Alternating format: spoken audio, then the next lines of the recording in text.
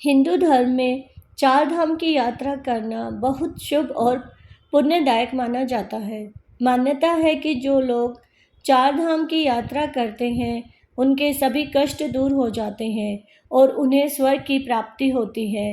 पुरी में जगन्नाथ मंदिर में भगवान को खिचड़ी का भोग लगाया जाता है। भगवान श्री कृष्ण की परम उपासक कर्माबाई जी जगन्नाथपुरी में रहती थी और भगवान को बचपन से ही पुत्र रूप में भजती थी। एक दिन कर्माबाई की इच्छा हुई कि ठाकुर जी को फल मेवे की जगह अपने हाथ से कुछ बनाकर खिलाऊं। उन्होंने जगन्नाथ प्रभु को अपनी इच्छा बतलाई। प्रभु जी बोले, माँ, जो भी बनाया हो वही खिला दो, बहुत भूख लगी है। कर्माबाई ने खिचड़ी बनाई थी। ठाकुर जी को खिचड़ी खाने को दे दी। प्रभु बड़े चाव से खिचड़ी खाने लगे। भगवान ने कहा, माँ, मुझे तो खिचड़ी बहुत अच्छी लगी।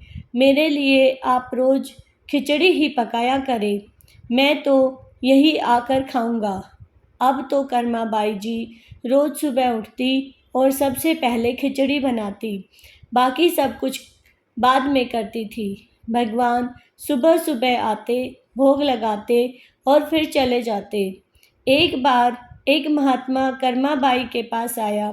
महात्मा ने उन्हें सुबह सुबह खिचड़ी बनाते देखा तो नाराज होकर कहा, माता जी, आप यह क्या कर रही हो? सबसे पहले नहा धोकर पूजा पाठ करनी चाहिए। कर्माबाई बोली, क्या करूं महाराज जी, संसार जिस भगवान की पूजा अर्चना कर रहा होता है वही सुबह सुबह भूखे आ जाते हैं। उनके लिए ही तो सब काम छोड़कर पहले खिचड़ी बनाती हूँ। महात्मा कर्माबाई को समझाने लगे, सुबह स्नान के बाद पहले रसोई की सफाई करो, फिर भगवान के लिए भोग बनाओ। अगले दिन कर्माबाई ने ऐसे ही किया। जैसे ही सुबह हुई, भगवान आए और बोले, माँ, मैं आ गया हूँ, खिचड़ी लाओ। कर्माबाई ने प्रभु को थोड़ा रुकने के लिए कहा।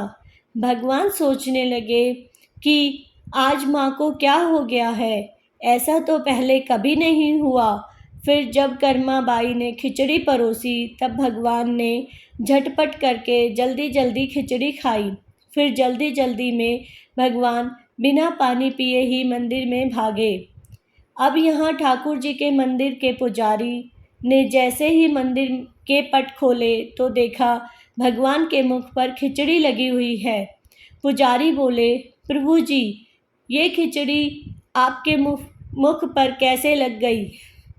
भगवान ने कहा, पुजारी जी, मैं रोज़ मेरी कर्माबाई के घर खिचड़ी खाकर आता हूँ।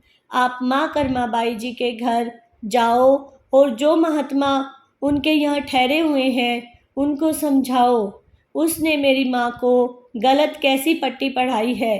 पुजारी ने महात्मा जी से जाकर सारी बात कही कि भगवान भाव के भूखे हैं। यह सुनकर महात्मा जी घबराए और तुरंत कर्माबाई के पास जाकर कहा, माता जी, माफ़ करो, ये नियम धर्म तो हम संतों के लिए हैं। आप तो जैसे पहले खिचड़ी बनाती हो वैसे ही बनाएं। आपके भाव से ही ठाकुर जी खिचड़ी खाते रहेंगे। फिर एक दिन आया जब कर्माबाई के प्राण छूट गए। उस दिन पुजारी ने मंदिर के पट खोले तो देखा भगवान की आंखों में आंसू हैं और प्रभु रो रहे हैं। पुजारी ने रोने का कारण पूछा तो भगवान बोले, पुजारी जी, आज मेरी माँ कर्माबाई इस लोक को छोड़कर मेरे निज लोक को विदा हो गई है। अब मुझे कौन खिचड़ी बनाकर खिलाएगा? पुजारी ने कहा, प्रभु जी, आपको माँ की कमी महसूस नहीं होने देंगे। आज के बाद आपको सबसे पहले खिचड़ी का ही भोग लगेगा। इस तरह आज भी जगन्नाथ भगवान को खिचड़ी का भोग लगाया जाता है। जय श्री राम।